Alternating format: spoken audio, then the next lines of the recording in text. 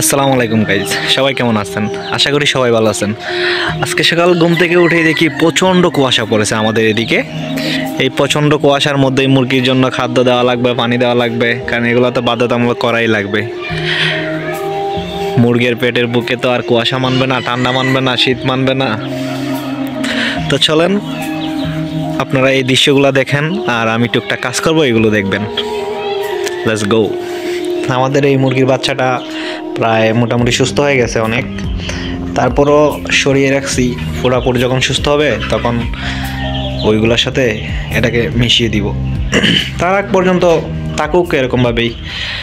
আর আপনারা আমাদের মুরগিগুলোকে দেখতেই পারতেছেন, মাশাআল্লাহ অনেক সুস্থ আছে, ভালো আছে। আপনাদের দোয়ায় সবাই মুরগিগুলোকে দেখে একটু মাশাআল্লাহ বলবেন, আর আমাদের জন্য দোয়া করবেন, আমাদের মুরগির জন্য দোয়া করবেন যাতে খাস করে সুস্থ থাকতে পারে।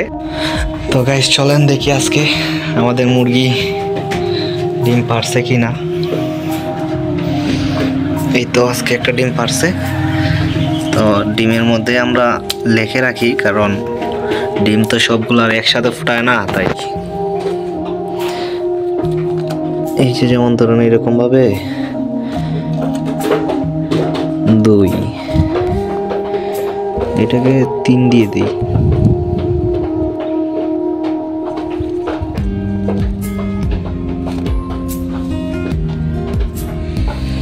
এখন আমি আপনাদেরকে আরেকটা জিনিস দেখাই। ওই যে জানালার উপরে যে সাম সাইডটা দেখতে পারতেছেন না, এখানে একটা জিনিস আমি আপনাদেরকে এখন দেখাবো, একটু ওয়েট করেন। এই জিনিসটা আপনারা দেখলে বুঝতে পারবেন এই দেশি মুরগগুলাকে নিয়ে যে কত সমস্যার মধ্যে আছি। এই যে দেখেন, দেখতে পাচ্ছেন ডিম পাড়ার জায়গা পায় না খুঁজে।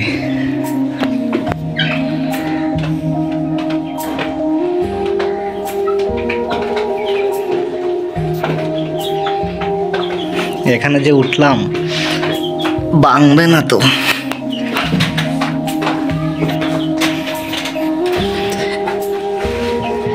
এই জায়গার মধ্যে ডিম পাড়ে, আরেকটা জায়গা আছে এই যে এইটার উপরে, এখানেও মাঝে মধ্যে ডিম পাড়ে। আর এখানে একদিন কি হয়েছিল, এখানে ডিম পাড়ছে সম্ভবত, তারপরের দিন আবার এখানে উঠছে ডিম পাড়ার জন্য। আর এই জায়গা তো সুলুফ আছে হালকা, যার কারণে ডিম এখানে পরে ভেঙে গেছে। তারপর থেকে আমরা বুঝতে পারলাম যে এখানে ডিম পাড়ে। আর এই যে আমাদের খরগোশ দেখেন, এখানে ছোটো করে একটা ঘর বানিয়ে দিয়েছিলাম, কি করছে। এই যে বড় খরগোশটা, এটা সবচেয়ে বেশি শয়তান। দেখেন দেখি দেখি দেখি,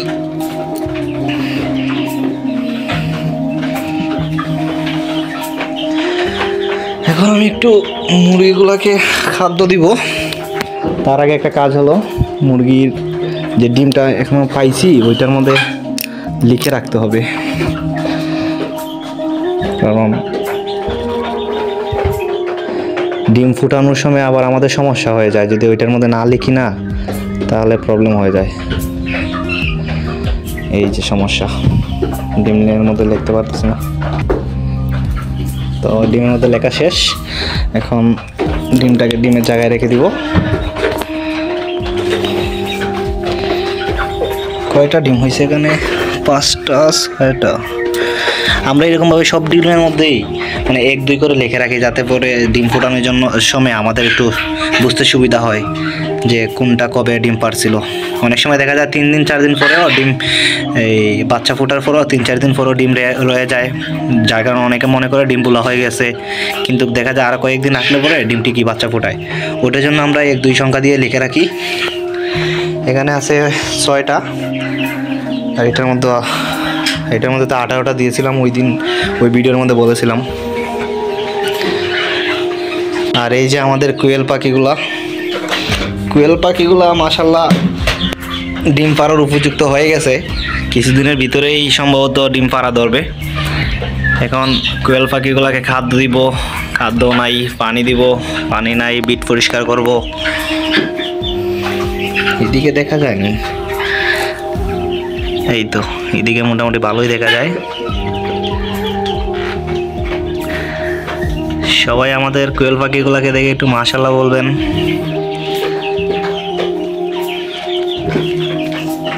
এখন চলেন আমি মুরগিগুলোকে খাদ্য দিই, পানিও চেঞ্জ করতে হবে। আর অনেকে বলেন যে এখানে আমার কয়টা মুরগ আছে, আমি প্রায় ভিডিওর মধ্যেই বলে থাকি যে আমি 50টা মুরগ দিয়ে শুরু করছিলাম,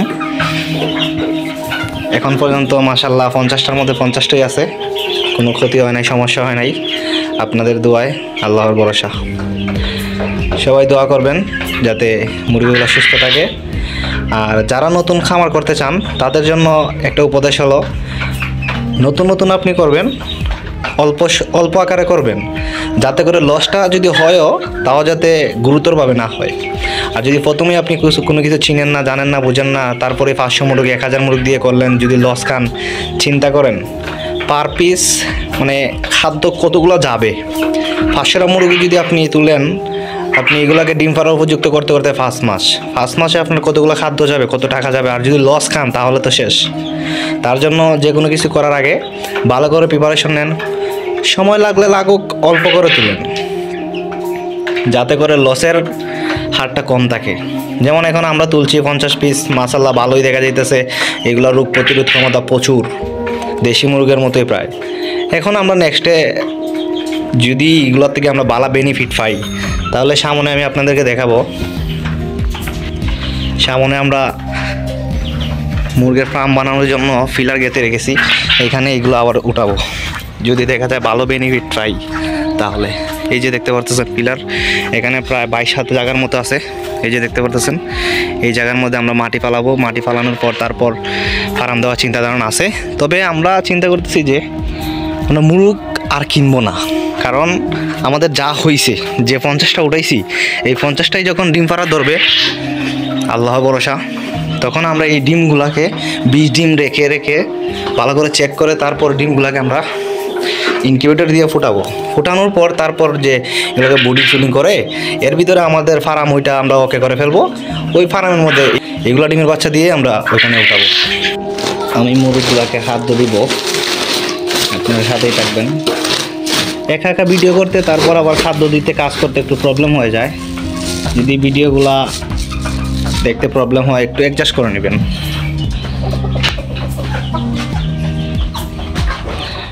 আর হ্যাঁ, যারা নতুন খামার দিতে চাইতেছেন তারা খাদ্য লিমিট করে দিবেন, পরিমাণ মতো দিবেন, যাতে বেশি না হয় কম না হয়।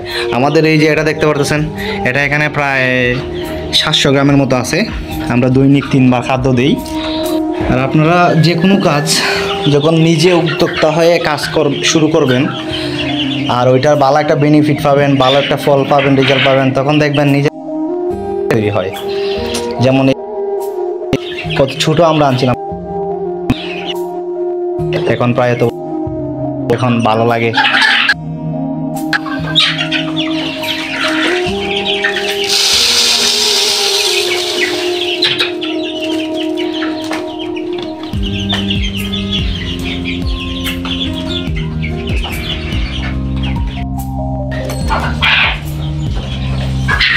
এই তো মুরগিদেরকে খাবার দেওয়া শেষ, এখন পানি দিব। তার আগে কোয়েল পাখির জন্য কিছু খাদ্য দেই, কারণ আমরা মুরগকে আর কোয়েল পাখিকে সেম খাদ্য দেই। আর সেমভাবে আবার ঠিক যে টাইমে খাদ্য দেই মুরগের জন্য, সেম একই টাইমে আবার কোয়েলকে দেই। দেখা যাইতেছে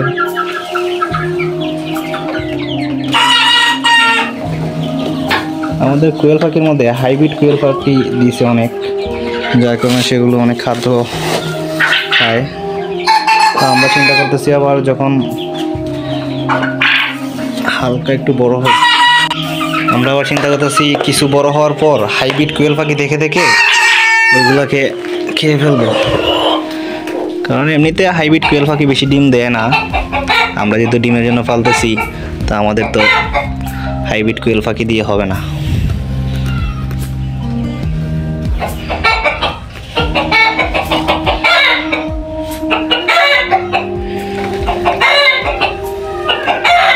শেষ, আমাদের খাদ্য দেওয়া শেষ।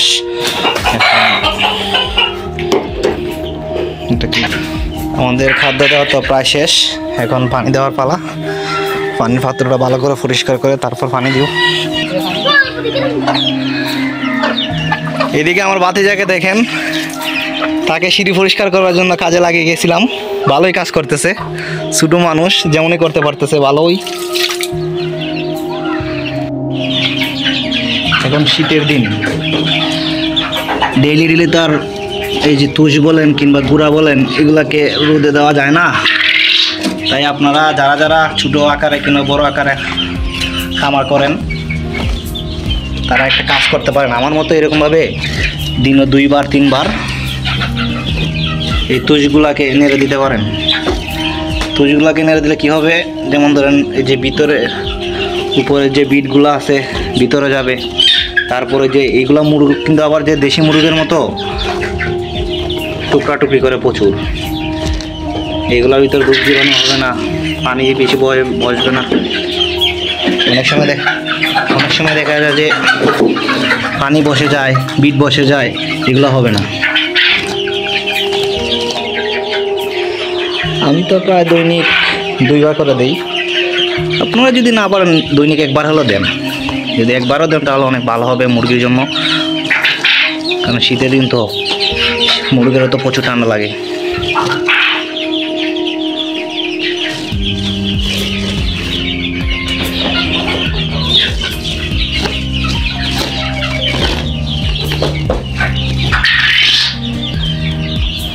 এখন পানিটা এদেরকে দিয়ে দিই।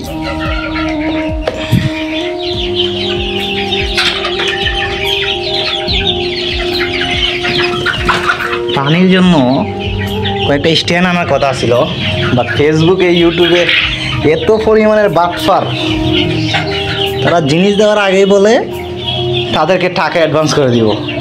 এখন বুঝতে পারতেছি না কি করব, তার জন্য আপাতত দিয়ে রাখছি। ভালো যদি কোনো ক্রেতাকে পাই তার কাছ থেকে কিনবো, আর না হয় আপাতত এরকমভাবে কিনবো। আর যদি মাঝে মধ্যে ঢাকা ছিল যাওয়া পড়ে, যখন যাবো তখন ওইখান থেকে না হয় নিয়ে আসবো কিনে। তো ফাইনালি আমাদের মুরগি খারামের আপাতত কাজ শেষ। এখন এটাকে লাগিয়ে দেই, না হয় মুরগিতে আবার ফাঁক পেলেই এই ফাঁকে দিয়ে লাফ দিয়ে পাশে চলে আসবে।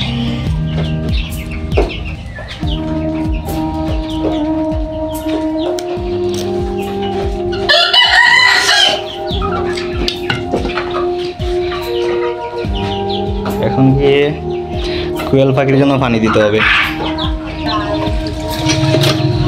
কাজ করো। একদিকে আমি কাজ করতেছি, আর একদিকে আমার ভাতিজারে কাজে লাগাইছি। সে আমার সাথে মাঝে মধ্যে শখের বসে কাজ করে,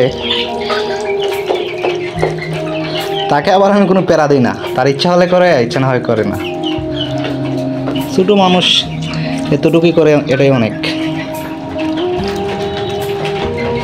দেখেন কোয়েল পাখি অনেক ক্ষুধার্ত আসলো। এটা কি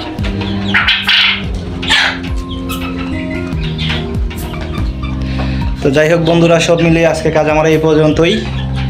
আপনারা সবাই ভালো থাকবেন, আর আমার মুরগিগুলোর জন্য একটু দোয়া করবেন, আমার জন্য দোয়া করবেন, আর আমরা আপনাদের জন্য দোয়া করি। আসসালামু আলাইকুম।